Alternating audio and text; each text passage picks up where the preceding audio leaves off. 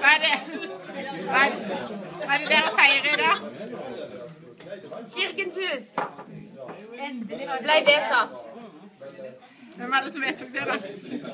Bystyret. 33.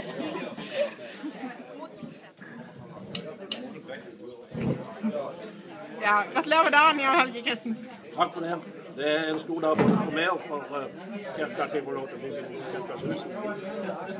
Du feirer to ting i dag. Det ene er din egen 58-årsdag, det andre Vedtaket i bystyret, det var vi veldig glad for oss.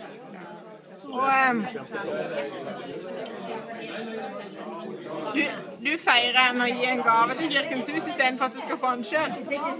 Ja, jeg tenkte vi måtte innføre en ny tradisjon. Det er jo en utfordring å få dette her til, for det koster jo litt. Hvor mye er det koster? Vi har budsjettrammen på 30 millioner, så vi har jo litt å gå på for å finansiere. Og nå oppfordrer du alle andre ansatte her til å gjøre det samme. Ja, jeg gjør det. Så da får de jo ta, se om de tar ut for det. Det kan jo være det blir en kake i tillegg, kanskje. Flott. Hun smakte godt? Hva sier du? Hun smakte godt, Ja, kaken? hun gjorde det. Vi har god baker med. Ja, bra.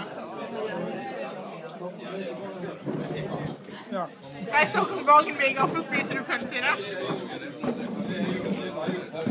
I dag spiser vi pølse for å feire en stor dag. Hva er det som har skjedd? Vi har jo fått et veldig positivt vedtak i bystyret om Kirkens hus, og det er vi jo kjempeglade for. Hva har Kirkens hus å bety for Mandal menighet? Jeg tror det kommer til å bety enormt mye, både for menigheten og generelt for barne- og ungdomsmiljøet. Hus hvor vi kan drive moderne menighetsarbeid og masse aktiviteter. Skål.